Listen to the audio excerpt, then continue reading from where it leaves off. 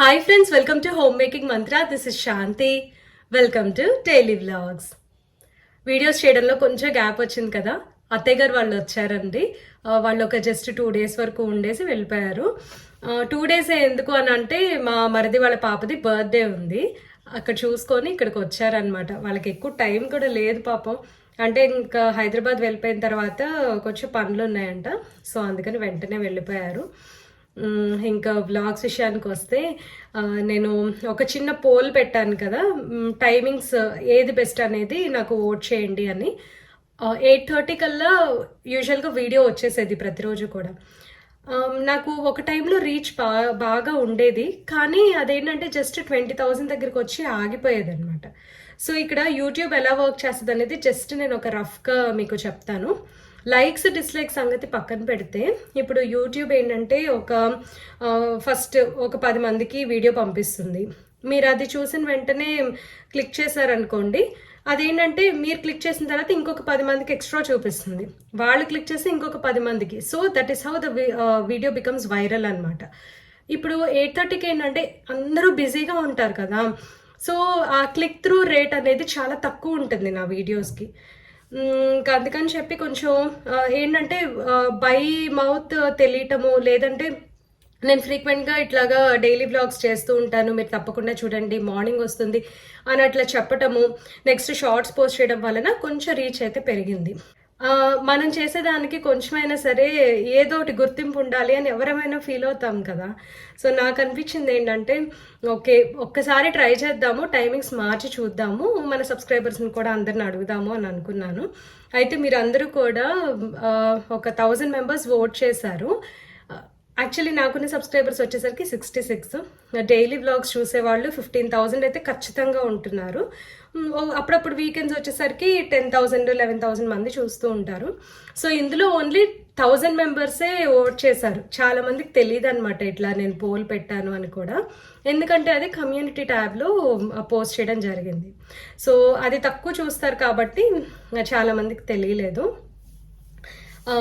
ఇప్పుడు అంతవరకు 1000 members వరకు ఓట్ చేశారు కదా. సో అందులో 79% అయితే 10:30కి వీడియో పోస్ట్ చేయండి, సో దట్ మీకు రీచ్ కూడా పెరుగుతుంది, అందరి పని అయిపోతుంది కదా అని సజెస్ట్ చేశారు. అందుకని నేను ఒక చిన్న చేంజ్గా, ఒక చిన్న ఎక్స్పెరిమెంట్ లాగా 8:30 నుంచి 10:30కి టైం చేంజ్ చేద్దాము అని అనుకున్నాను. అండ్ నిజంగా చూస్తే నాకు కొంచెం ఆ స్ట్రెస్ లెవెల్స్ కూడా 10:30కి పోస్ట్ చేస్తే తగ్గుతాయి.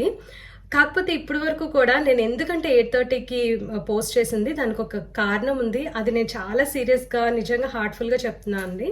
ఇప్పుడు కొంతమందికి ఏంటంటే పిల్లలు 6:30 7 లేదా 8 లోపు స్కూల్కి వెళ్ళిపోయే వాళ్ళు ఉంటారు, కాలేజ్కి వెళ్ళిపోయే వాళ్ళు ఉంటారు, అండ్ హస్బెండ్ కూడా చాలా ఎర్లీగా వర్క్కి వెళ్ళిపోయే వాళ్ళు ఉంటారు కదా. సో ఆ టైంలో ఏంటంటే లేడీస్ వీడియోస్ పెట్టుకుంటూ పని చేసుకుంటూ ఉంటారు, లేదా కాఫీ తాగుతూ బ్రేక్ఫాస్ట్ చేస్తూ వీడియోస్ చూసే వాళ్ళు ఉంటారు. సో వాళ్ళని దృష్టిలో పెట్టుకొని నేను 8:30కి వీడియో పోస్ట్ చేయడం అనేది జరిగింది. ఏంటంటే ఆ టైం ఉంది చూసారా, ఆ టైం అనేది చాలా ఇంపార్టెంట్ అనమాట. ఎందుకంటే లోన్లీగా ఉండే వాళ్ళకి మెయిన్. ఇప్పుడు నన్నే ఎగ్జాంపుల్గా తీసుకోండి. లైక్ మా హస్బెండ్ ఏంటంటే ఇంతకుముందు నైట్ షిఫ్ట్ చేసేవాళ్ళు. సో సిద్ధు ఏంటంటే మార్నింగ్ 8 o'clockకి చిన్నప్పుడు అనమాట 8:15కి అట్లా స్కూల్కి వెళ్ళిపోయేవాడు. ఇంకా ఆ టైం నుంచి నాకైతే అసలు ఏం చేయాలో అర్థమయ్యేది కాదు. మా హస్బెండ్ నైట్ షిఫ్ట్ కదా, సో తనేమో పడుకొని 10కో 11కో తను లేచేవాళ్ళు అనమాట. నాకైతే ఎంత లోన్లీగా, ఎంత బోరింగ్గా అనిపించేదో. సో ఇంకా ఏం చేయాలో తెలియక నేను ఇట్లాగే వీడియోస్ చూడటము, లేదా ఈ ప్రవచనాలు వింటము, అట్లాగా టైంపాస్ చేస్తూ ఉండేదాన్ని మార్నింగ్ టైంలో. అంటే నేను కూడా బ్రేక్ఫాస్ట్ చేస్తూ ఇంట్లో పని చేసుకుంటూ అవన్నీ వింటూ ఉండేదాన్ని. సో ఆ పాయింట్ని నేను దృష్టిలో పెట్టుకొని ఇట్లా నాలాగా ఉండేవాళ్ళు ఉంటారు కదా, సో వాళ్ళకి ఏమైనా హెల్ప్ఫుల్గా ఉంటుందేమో, వ్లాగ్స్ చక్కగా ఎంజాయ్ చేస్తారు, కొంచెం ఇట్లా పీస్ఫుల్గా ఉంటుంది మార్నింగ్ టైంలో చూస్తే అని చెప్పి ఆ టైం చూస్ చేసుకున్నాను. కానీ ఏంటంటే స్లోగా ఏమవుతుందంటే మనకి యూజువల్గా మనకి ఏంటంటే హ్యూమన్ మైండ్ సెట్ ఎలా ఉంటుంది, ఏదైనా కొత్త దానికి త్వరగా అట్రాక్ట్ అవుతాము. అంటే ఇక్కడ నెగిటివ్గా మాట్లాడలేదండి, జస్ట్ చెప్తున్నాను. ఆ అట్రాక్షన్లో ఏంటంటే ఇప్పుడు కొంతమంది నాకు నా సబ్స్క్రైబర్స్ వచ్చేసరికి చాలా మంది పాత వాళ్ళు ఇప్పటికీ చూస్తూ ఉన్నారు. కొంతమంది ఏంటంటే గ్యాప్ వచ్చింది కదా అండ్ రెగ్యులర్ బ్లాగ్సే కదా అని చెప్పి చూడటం ఆపేసిన వాళ్ళు, లేదంటే మళ్ళీ బ్యాక్ వచ్చిన వాళ్ళు అట్లా కూడా ఉన్నారు. నేను ఎవరిని తప్పు పట్టట్లే, ఇది జస్ట్ నార్మల్గా చాలా క్యాజువల్గా తీసుకుంటున్నదండి. అండ్ మనం ఎవరిని ఫోర్స్ చేయలేం కదా, నువ్వు నా బ్లాగ్సే చూడాలి, నువ్వు నా ఛానలే చూడాలి అని. హాలిడేస్ ముందు వరకు కూడా by the end of the day 20,000 views అయితే వచ్చేవి. హాలిడేస్ అంటే ఈ సమ్మర్ హాలిడేస్ తర్వాత కొంచెం గ్యాప్ వచ్చింది కదా, 15,000కి పడింది. ఆ 15,000 కాస్త ఇప్పుడు ఇంకా తగ్గిపోతుంది.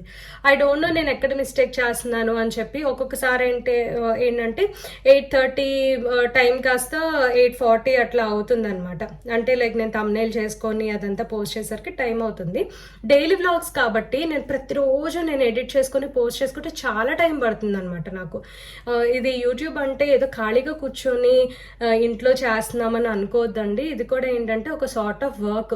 మనం ఒక్కసారి చేస్తున్న తర్వాత అది ఎడిక్ట్ అయిపోతాం. పైగా నేను ఏంటంటే నాకు పెళ్ళైన దగ్గర నుంచి కూడా ఈ పాత్లోనే నేను వెళ్తా ఉన్నా. బ్లాగింగ్ చేసేదాన్ని, ప్రతిరోజు రెసిపీ రాయటము పోస్ట్ చేయడం, ఒక వంట చేయడము పోస్ట్ చేయడం, వంట చేయడం పోస్ట్ చేయడం. సో ఇదంతా ఏంటంటే నాకు ఫస్ట్ నుంచి అలవాటు ఉంది. మధ్యలో సిద్ధు పుట్టినప్పుడు బ్రేక్ తీసుకున్నా, అప్పుడు అంత సీరియస్గా చేయలేదులేండి. సో ఏంటంటే నాకు ఆ టచ్ ఉంది కాబట్టి ఇప్పుడు కూడా నేను దీన్ని సీరియస్గా తీసుకొనే చేస్తున్నాను. అండ్ ఇంకొకటి ఏంటంటే ఖాళీగా ఉంటున్నారు కదా అందుకని మీరు వీడియోస్ చేసుకుంటున్నారని ఎవరిని అనద్దు. ఎవరు చేసే పనికి వాళ్ళకి వాల్యూ ఉంటుంది, ఎవరు చేసే పనికి వాళ్ళకి చక్కగా ఏదో ఒకటి రెవెన్యూ వస్తుంది. ఇప్పుడు నేనేంటంటే ఇంట్లో ఉండి ఎంతో కొంత నా పాకెట్ మనీ వరకు నేను సంపాదించుకుంటున్నాను. అట్లాగే వేరే వాళ్ళు ఏంటి చిన్న జాబ్ అయినా పెద్ద జాబ్ అయినా సరే వాళ్ళు చేసే వర్క్కి వాళ్ళకి అమౌంట్ వస్తుంది. సో ₹1,00,000 సంపాదించే వాళ్ళు ఎక్కువనే కాదు, ఒక 10,000 15,000 ఇంటికి తెచ్చేవాళ్ళు తక్కువనే కాదు.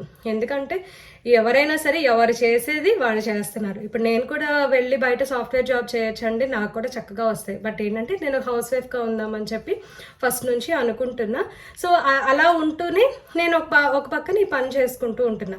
అండ్ నేను చేసేది కంప్లీట్గా ఎంటర్టైన్మెంటేనండి. నా నుంచి ఏది కూడా మ్యాజిక్ ఎక్స్పెక్ట్ చేయరు ఎవరు కూడా, నాకు తెలుసు. అంటే లైక్ నేను ఏంటంటే కొంచెం ఫ్లాషీగా థంబ్నెయిల్స్ పెట్టేయటము, ఇప్పుడు ఇది జరిగిపోద్దా అని చెప్పడం అట్లా ఉండదు. మీకు కూడా తెలుసు కదా ఆల్రెడీ. ఏంటంటే సాధ్యమైనంత వరకు కామ్గా పీస్ఫుల్గా అలా చేసుకుంటూ వెళ్ళిపోతున్నాను అనమాట వీడియోస్. సో మీరు అందరూ కూడా ఇంకా నన్ను బాగా సపోర్ట్ చేస్తారు అని అనుకుంటున్నాను. సో ఇప్పుడు ఏంటంటే ఈ టైమింగ్స్ వచ్చేసరికి నేను ఫస్ట్ కొన్నాళ్ళు 10:30కి ట్రై చేస్తా అండి. నా లక్ బాగుంటే కనుక ఏమో ఇంకా రీచ్ పెరగచ్చు. ఎందుకంటే ఇప్పుడు నేను చేసే వర్క్కి మీ అందరికీ నచ్చుతుంది. సో ఇంకా నేను కూడా ఎక్స్పెక్ట్ చేస్తాను కదా రీచ్ పెరిగితే బాగుంటుంది అని. అదండి 10:30కి పోస్ట్ చేస్తాను ఇంక నుంచి వీడియోస్. సో 8:30కి ఎక్స్పెక్ట్ చేసే వాళ్ళు ఐఎమ్ సో సారీ అండి, వెరీ వెరీ సారీ. ఆ టైంకి అయితే ఇంక నేను ఒక్కసారి ట్రై చేద్దాం అనుకుంటున్నా. సో నాకు కూడా ఒక ఛాన్స్ ఇవ్వండి. అండ్ నెక్స్ట్ ఇప్పుడు శ్రావణ శుక్రవారం అవన్నీ వస్తున్నాయి కదా, సో ఒక్క విషయం షేర్ చేస్తాను. ఇప్పుడు శ్రావణ శుక్రవారం వస్తుంది కదా, ఒక ఇంపార్టెంట్ థింగ్ షేర్ చేద్దామని అనుకుంటున్నా. చాలా మంది కూడా రూపులు కొనుక్కుంటూ ఉంటారు కదా.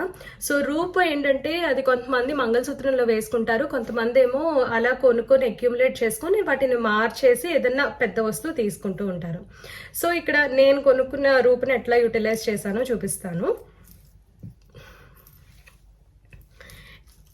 ఇప్పుడు ఇది ఉంది చూసారు కదా, మధ్యలో లక్ష్మీదేవి వస్తుంది, చుట్టూ నేను ఇంకా క్లోజప్లో తర్వాత చూపిస్తా, చుట్టూ స్టోన్స్ వస్తాయి. అండ్ ఇక్కడ ఒక చిన్న రింగ్ లాగా వచ్చింది. ఇది వచ్చేసరికి తమిళ వాళ్ళు ఏంటంటే వాళ్ళ మంగళసూత్రంలో వేసుకుంటూ ఉంటారు. మన రూపులేమో ఫ్లాట్గా ఉంటాయి కదా, వాళ్ళదేమో ఇలా వస్తుంది.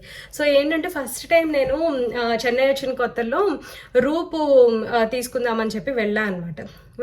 అంటే మామూలుగా మాకు కలసవాన్వ అయితే అదంతా లేదు, జస్ట్ నేను ఏంటంటే ఇట్లాగా లక్ష్మీదేవి ఏదన్నా ఒకటి పెట్టుకొని పూజ చేసుకుందామని అనుకున్నాను. ఒకవేళ ఇలాంటివి లేదనుకోండి, ఆ టైంలో నా దగ్గర కొత్త గోల్డ్ ఐటమ్ ఏదైనా సరే like bangles, ear rings, finger rings అలా ఉన్నా సరే అవైనా పెట్టేసి పూజ చేసుకుంటాం. అండ్ ఇదంతా కూడా ఏంటంటే ఈ పండగలప్పుడు చిన్నవి కొనుక్కునేది ఎందుకు, గోల్డ్ని అక్యుములేట్ చేసుకోవడానికి.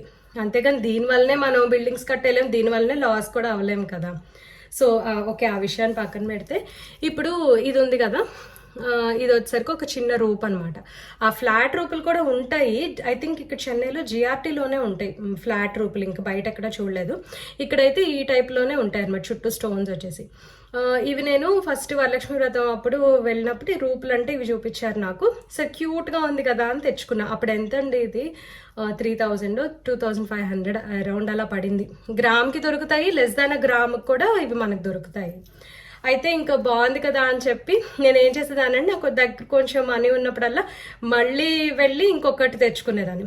మళ్ళీ మనీ ఉన్నప్పుడు లేదంటే షాపింగ్కి వెళ్ళినప్పుడు కొంచెం గోల్డ్ ప్రైస్ తక్కువ ఉన్నప్పుడు ఓకే కొంటే బెటర్ కదా అని అనుకున్నప్పుడు ఇంకొకటి తెచ్చుకునేదాన్ని.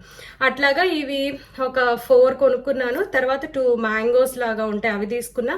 ఒక చిన్న బనానా, ఇది బంచ్ ఆఫ్ బనానాస్ లాగా ఉంటుంది, అది ఒకటి తీసుకున్నాను అనమాట.